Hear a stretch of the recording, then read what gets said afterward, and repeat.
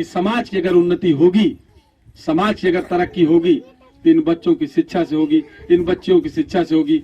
यही बच्चे आज श्यामलाल आप लोगों के बीच में अगर बोल रहा है तो शिक्षा के नाते बोल रहा है, वो शिक्षा के दम पे, शिक्षा के नाते बोल रहा है, अन्यथा हम भी कहीं न कहीं कुछ दूसरा काम कर रहे होते। हम चाहते हैं कि सभी बच्चे श्यामलाल मलाह से बढ़ करके हों और आगे जाएं, इंजीनियर बने, डॉक्टर बने। इसके लिए साथियों काम करना होगा। जीने खाने के लिए हर कोई जीता खाता है, अगर उसी लिए जीवन हमारा रह जाए, जीने खाने के लिए, ऐश करने के लिए, तो जीवन का कोई मतलब नहीं है, क्योंकि ये काम जानवर और कीड़े मकोड़े भी करते हैं। जीने खाने का काम जानवर और कीड़े मकोड़े भी करते हैं। अगर हम इंसान हैं, इंसान बन करके इस धरती पैदा हुए हैं, हमको अपनी कौम की तरक्की के लिए काम करना चाहिए, अपने समाज की तरक्की के लिए काम करना चाहिए।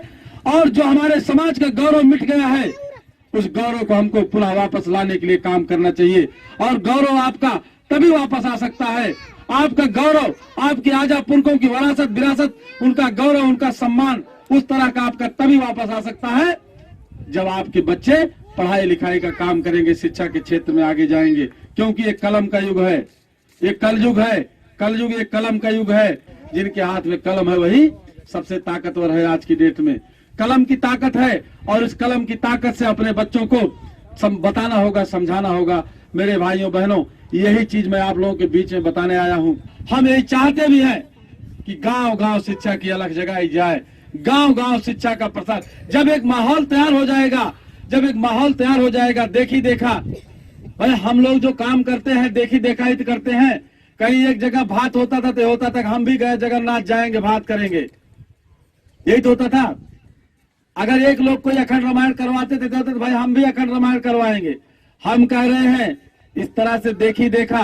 आज जैसे यहाँ कोचिंग के लिए इकट्ठा हुए आप लोग, कोचिंग के लिए सहयोग कर रहे हैं, ऐसे यहाँ की देखी देखा, आज यहाँ कल वहाँ, कल यहाँ, इस तरह से गांव गांव एक मुहिम चलेगी। और ये मुहिम चल चुकी है, बस इसको आप लोग संभाल लीजिए। जिस दिन हम लोग इस पे काम करना शुरू कर देंगे, गांव गांव काम शुरू हो जाएगा।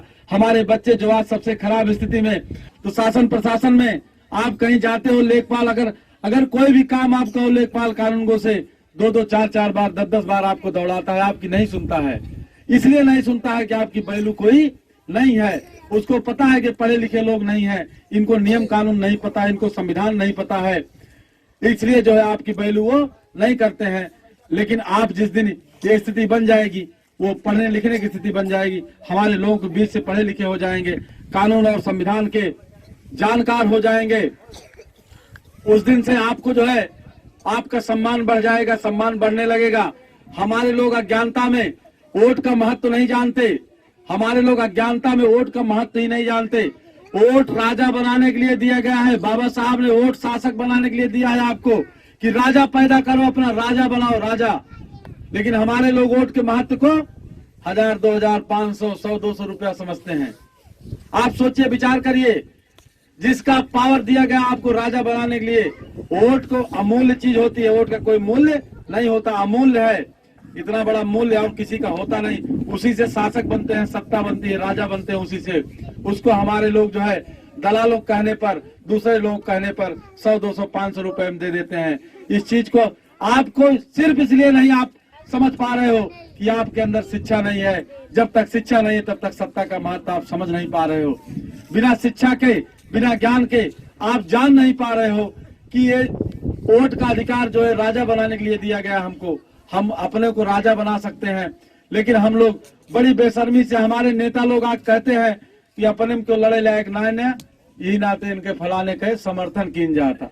हम कह रहे हैं कि हमारे आजा पुरखा, हमारे दादा बाबा ने दुनिया को सभ्यता दिया, और आज हम ये हालत हो गई कि हम लड़ने लायक नहीं है। और लड़ने लायक अगर नहीं है, लड़ने लायक बनाएगा कौन फिर? कहां से सीख के आएंगे हम पर लड़ने लायक? कैसे बनेंगे लड़ने लायक? हमको लड़ने लायक बनना होगा, हमको लड़ने लायक बनने के लिए काम करना होगा साथियों।